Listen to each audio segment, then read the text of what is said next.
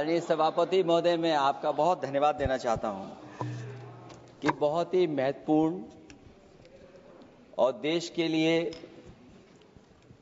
और बड़ी आबादी के लिए भारतीय जनता पार्टी की सरकार में एक और बिल आया है। क्योंकि मेरे से पूर्व में जो हमारे साथी बोले हैं वो माननीय सदस्य हमारे साथ नहीं, लेकिन मैं उनके बहुत सारी बातों से सहमत हूं। और अध्यक्ष महोदय, मैं देख रहा हूं जो एक्स कांग्रेस वाले हैं वो ज्यादा बोल रहे हैं।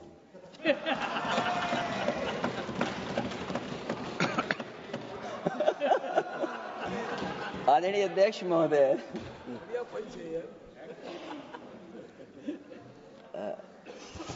अध्यक्ष महोदय, जो आज बिल पेश हुआ है, मैं हिंदी और अंग्रेजी को जो कुछ समझ सकता हूं वो यही मैं कह सकता हूं कि माननीय मंत्री जी ने ये कहा कि ये उम्मीद है। ये उम्मीद कैसे बना है, अंग्रेजी में भी मुझे समझ में नहीं आ रहा कि उम्मीद है ये, हिंदी में भी समझ में नहीं आ रहा कि ये उम्मीद है। यूनिफाइड वक्फ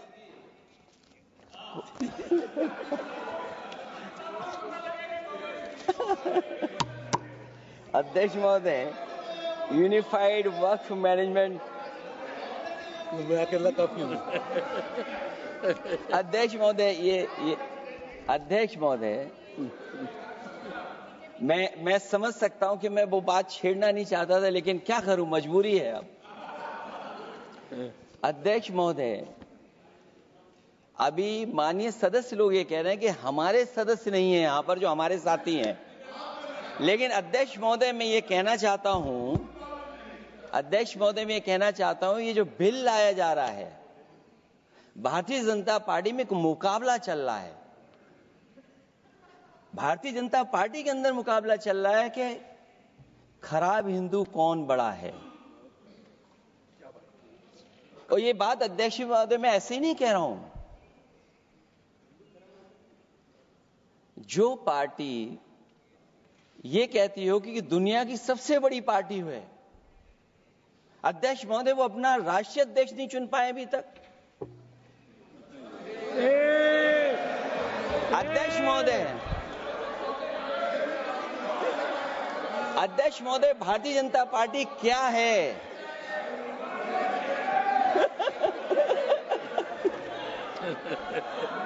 जी, मैं अखिलेश जी ने बहुत हंसते हंसते कहा है, इसको हंसते हंसते जवाब देना। इस सामने जितनी पार्टियां हैं उनका राष्ट्रीय अध्यक्ष उन 5 लोगों को ही चुनना है परिवार के। हमें माननीय अध्यक्ष जी करोड़ों सदस्यों में से 12-13 करोड़ सदस्य प्रक्रिया कर कर चुनना है तो देर लगती है। आपके यहां जरा भी देर नहीं लगेगी। मैं कह देता हूं अभी 25 साल तक आप अध्यक्ष हो जाओ, नहीं बदल सकता। अध्यक्ष महोदय, क्योंकि जो बात निकल के आई है वो मैं फिर आगे बढ़ा दूं। अध्यक्ष महोदय, जो बात सोशल मीडिया या और जगह गुपचुप हो रही है, कहीं ऐसा तो नहीं था कि अभी कुछ दिन पहले यात्रा जो हुई है वो कहीं 75 वर्ष की एक्सटेंशन वाली यात्रा तो नहीं थी? अध्यक्ष महोदय, ये जो इस बार जो वक्फ बिल आया है, नाकामी का पर्दा इस बार है वक्फ बिल। और नाकामी को एक आध नहीं है, मैं कई नाकामियां बता सकता हूं। अभी मैं माननीय सदस्यों को सुन रहा था, वो पुराने कई बिल उनके बारे में चर्चा कर रहे थे कि कितने प्रोग्रेसिव बिल लेकर के आए हैं। मुझे याद है मैं उत्तर प्रदेश में उस समय था और मुझे लगा कि शायद इनकी वो बात ठीक होगी। एक ये बहुत तैयारी के साथ फैसला लेकर के आए थे और फैसला ये लिया था आधी रात के आज के बाद नोट नहीं चलेंगे, नोट बंद हो जाएंगे। अध्यक्ष महोदय, उस नोटबंदी नाकामी के बारे में भी तो चर्चा हो जाए कि अभी भी न जाने कितनी जगह पर कितना रुपया निकला जा रहा है, कितना निकल करके आ रहा है। केवल नाकामी नोटबंदी की नहीं, नाकामी बेरोजगारी की भी है, नाकामी महंगाई की भी है, नाकामी किसान की आय दोगुनी नहीं कर पाए वो भी इनकी नाकामी है। मुझे याद है एक माननीय मंत्री जी पूरे देश की नदियों के बारे में बीओडी बता रहे थे, लेकिन माननीय मंत्री जी ये भूल गए कि उनके शहर में, उनके क्षेत्र की जो नदी है उसकी बीओडी क्या है। गंगा क्या साफ हो गई, यमुना क्या साफ हो गई, स्मार्ट सिटी क्या बन गई, क्या गोद लिए हुए गांव इन्होंने गोद से उतार दिए, उनकी क्या दुर्दशा है। इसलिए मैं कहना चाहता हूं, ये नाकामी का पर्दा इस बार वक्फ बिल बना है। और सबसे बड़ी बात तो यह है कि जिसके लिए फैसला होना है उसकी बात को अहमियत न देना भी नाइंसाफी है। अध्यक्ष महोदय, नाकामी केवल यहां तक नहीं है। और भारतीय जनता पार्टी क्या है, मैं केवल एक पुरानी घटना याद करता हूं। एक बार फैजाबाद अयोध्या में एक कार्यक्रम था, उसमें बड़ी तैयारी की गई थी और तैयारी के साथ कलाकार बंबई से बुलाए गए थे। हो सकता है वो सहमति दिल्ली से ना रही हो, केवल लखनऊ की सहमति से हो रहा हो कार्यक्रम। और जब कार्यक्रम की पूरी तैयारी हो गई, भगवान श्री राम बनकर के कोई आ गया, लक्ष्मण बनकर के कोई आ गया, मां सीता भी बनकर के कोई आ गया, हनुमान जी, और भगवान हनुमान भी बनकर के कोई आ गया। लेकिन जब लखनऊ से वो हेलीकॉप्टर उड़ा और अयोध्या पहुंचा तो सब लोग थे, लेकिन उसमें हनुमान नहीं थे। अध्यक्ष महोदय, मैं भारतीय जनता पार्टी के लोगों से कहूंगा कि जानकारी करिए कि आखिरकार भगवान श्री राम थे, लक्ष्मण थे, सीता थी, लेकिन हनुमान क्यों नहीं थे? हनुमान इसलिए नहीं थे, शायद उनकी जात या धर्म कुछ और था। अध्यक्ष महोदय, ये देश मिली जुली संस्कृति से चला है। कुछ हमने सीखा, कुछ उन्होंने सिखाया। और जो लोग ये कहते हैं कि हम सबको बराबरी का हक देते हैं, अभी कुछ दिन पहले ईद निकली है। अध्यक्ष महोदय, वो परंपरा रही है, न केवल मैं जाता हूं बल्कि कोई दल का नेता ऐसा नहीं न जाता हो उस कार्यक्रम में शामिल होने। भारतीय जनता पार्टी के जो मुख्यमंत्री, उप मुख्यमंत्री, वो भी जाते हैं, उप मुख्यमंत्री, सभी धर्मों के नेता आते हैं। लेकिन पता नहीं इस बार क्या साजिश थी, षड्यंत्र था कि वहां पर कुछ पाबंदी लगी हुई थी।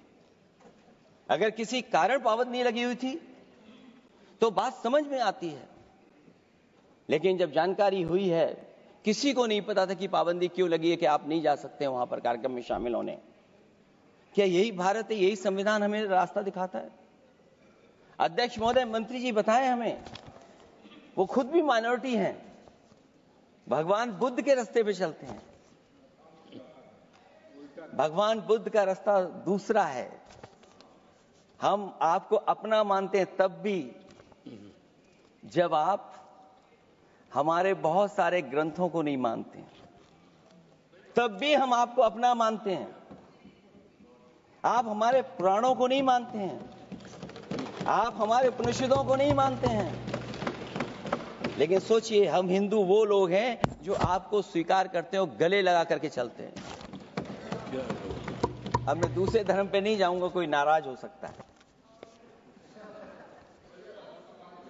मैं दूसरे धर्म के बारे में नहीं जा सकता, मैं केवल यही बताता हूं। और मैं उत्तर प्रदेश में, अध्यक्ष जी, जहां से आता हूं, मैं अपमान नहीं कर रहा हूं, मैं सच बोल रहा हूं।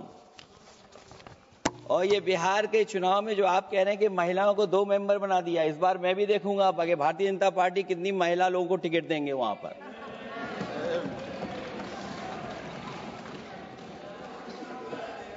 अध्यक्ष महोदय, भाजपा जब भी कोई नया बिल लाती है तो वो अपनी नाकामी छुपाती है। भाजपा वाले मुसलमान भाइयों की वक्फ की जमीन चिन्हित करने की बात कर रहे हैं, जिससे महाकुंभ में जो हिंदू मारे गए हैं या खो गए हैं उनको चिन्हित करने की बात पर पर्दा पड़ जाए। अध्यक्ष महोदय, मुझे खुशी इस बात की कि हमारा धर्म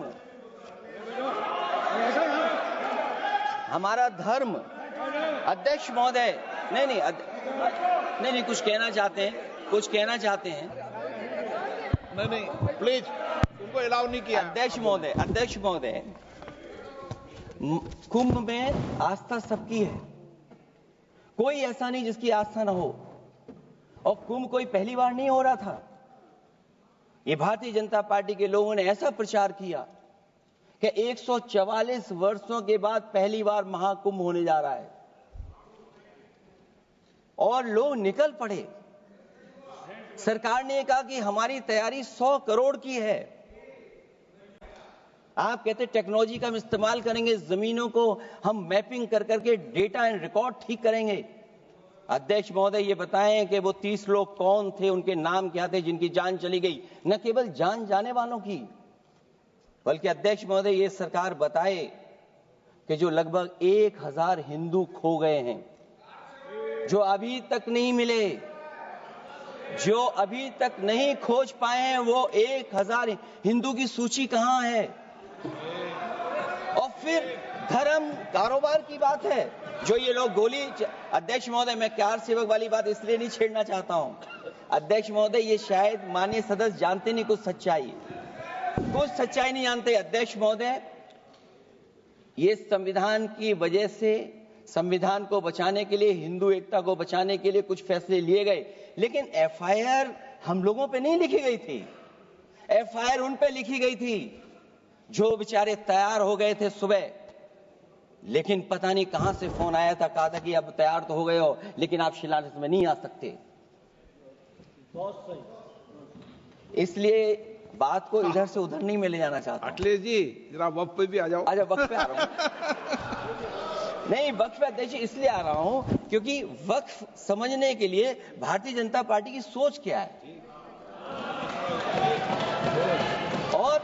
और ये अध्यक्ष महोदय जब ये कह रहे हैं कि इससे कारोबार होगा, अध्यक्ष महोदय धर्म की चीजों से कारोबार नहीं हो सकता। हमारे उत्तर प्रदेश के मुख्यमंत्री जी ने भी कहा कि कारोबार होगा। वो 30 की गिनती में उलझे हुए हैं, जैसे 30 मार खाए वो। उनसे पूछा कि जान कितनी गई, वो 30।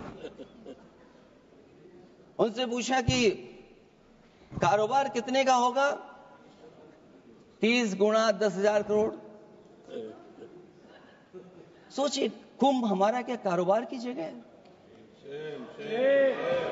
और फिर उसका कौन नापेगा, कैसे नालाएगा? और फिर हमारे माननीय मंत्री जी कह रहे हैं कि जमीन, चाहे वो रेलवे की हो, चाहे वो डिफेंस की हो, वो भारत की जमीन है। मैं भी स्वीकार करता हूं कि रेलवे की जमीन भी भारत की है, डिफेंस की भी जमीन भारत की है। क्या डिफेंस की जमीन नहीं बेची जा रही मंत्री जी? अध्यक्ष महोदय, क्या रेलवे की जमीनें नहीं बेची जा रही हैं? अध्यक्ष महोदय, केवल यहां तक नहीं, कितना हस्तक्षेप होता है। वक्फ भी भारत के, इसीलिए तो कहीं ना कहीं वक्फ की जमीन से, अध्यक्ष महोदय माननीय मंत्री जी बताएं, और मुझे उम्मीद है कि जब जवाब देंगे तो बताएंगे कि वक्फ की जमीन से बड़ा मुद्दा वो जमीन है जिस पर चीन ने अपने गांव बसा लिए हैं, लेकिन कोई बाहरी खतरे पर सवाल बवाल न करे, इसलिए ये बिल लाया जा रहा है। और माननीय मंत्री जहां से आते हैं, जिस प्रदेश से आते हैं, कम से कम ये तो बताएंगे कि वहां कितने चीन ने गांव बसा लिए, घर बन गए हैं। अध्यक्ष महोदय, आपके माध्यम से सरकार गारंटी दे कि वक्फ की जमीन कभी भी किसी भी पैतरेबाजी से किसी और मकसद के लिए किसी और को नहीं दी जाएगी। वक्फ की वर्तमान व्यवस्था में चाहे 5 साल के धर्म पालन की पाबंदी की बात हो, या कलेक्टर से सर्वेक्षण के हस्तक्षेप की बात हो, या वक्फ परिषद या बोर्ड में बाहरियों को शामिल करने की बात हो, इन सब का उद्देश्य मुस्लिम भाइयों के सार्वजनिक अधिकार को छीनकर उनके महत्व और नियंत्रण को कम करना है। ट्रिब्यूनल के निर्णय को अंतिम न मानकर उच्च न्यायालय में लेकर जाने की अनुमति देना दरअसल जमीनी विवाद को लंबी न्यायिक प्रक्रिया में फंसाकर वक्फ भूमि पर कब्जों को बनाए रखने का रास्ता खोलेगा। सबसे बड़ी बात यह कि वक्फ बिल के पीछे की न तो नीति सही है न नीयत।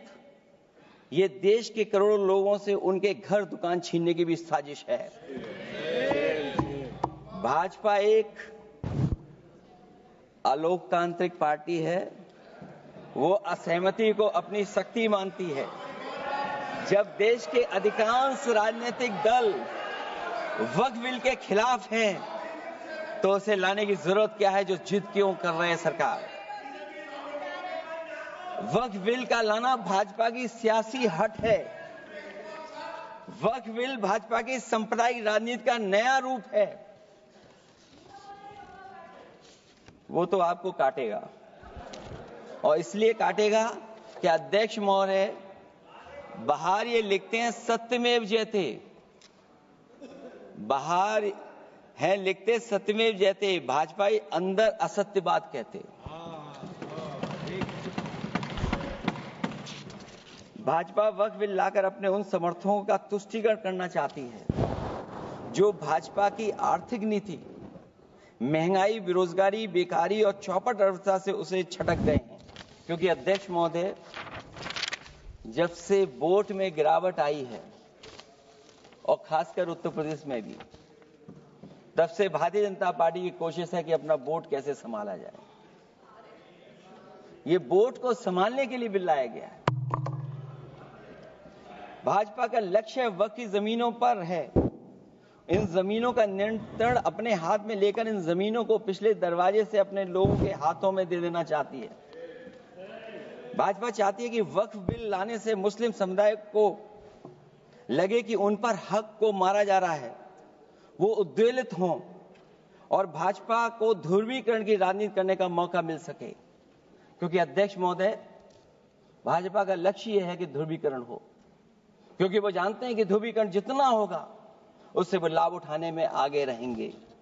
तो ये वक्फ बिल जो लाया जा रहा है वो अपनी वोट बैंक को संभालने के लिए और समाज को बांट करके ध्रुवीकरण करके राजनीतिक लाभ लेने के लिए लाया जा रहा है। और अगर इसके लिए नहीं लाया होता तो पहले से जो जितने फैसले लिए सरकार ने, क्या उससे देश और प्रदेश में कोई बड़ा बदलाव आ गया है? अगर स्मार्ट सिटी का बात करें तो कितनी स्मार्ट सिटी बन गई है आपकी। आपके नोटबंदी की वजह से न जाने कितना रुपया कहां निकल रहा है, और डर तो ये लगता है कहीं भाजपा वाले दूसरों के पैसा रख करके न पकड़वा दें। वक्फ बिल के आने से पूरी दुनिया में एक गलत संदेश भी जाएगा। इससे देश की सेकुलर इमेज को बहुत धक्का लगेगा। वक्फ बिल भाजपा की नफरत की राजनीति का एक और अध्याय है। मैं अंत में कहना चाहता हूं कि अभी तो आपने साथी संभाल लिए हैं, एक साथी तो मुझे दिखाई नहीं दे रहा है, और हमारे जिनका हमने सम्मान किया हमें कहां ले गए आप, और हमें यहां छोड़ गए आप, हमें छोड़ गए। हमें देखिए सभापति महोदय देखिए राजनीति क्या है। हमने आपका हाथ पकड़ा और हम यहां आ गए, और आप हमारा हाथ छुड़ा करके वहां चले गए। इसलिए देखिएगा कब हमारा इनका हाथ मिल जाए। और मैं अध्यक्ष सभापति महोदय ये कहना चाहता हूं कि वक्फ बिल भाजपा के लिए वाटरलू साबित होगा, क्योंकि ऊपर से तो हाँ कह रहे हैं, लेकिन अंदर ही अंदर बहुत सारे साथी सहमत नहीं है। मैं अंत में इतना ही कहना चाहता हूं कि ये वक्फ बिल जो लेकर के आए हैं, कोई उम्मीद लेकर के नहीं आ रहा है। ये सोची समझी रणनीति का हिस्सा है, क्योंकि इनका जो वोट बिखर गया है, ये मुस्लिम में भी बंटवारा चाहते हैं।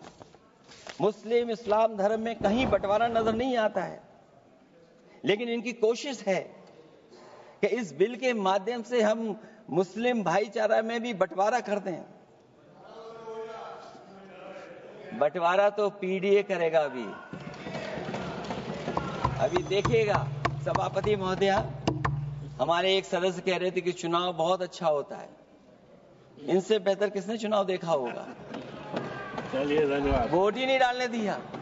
चलिए सभापति महोदया, मैं धन्यवाद देता हूं। मैं और अपने दल और साथियों के साथ कहता हूं कि समाजवादी पार्टी बिल का विरोध करती है, वोट पड़ेगा तो हम इसके खिलाफ वोट डालने जा रहे हैं।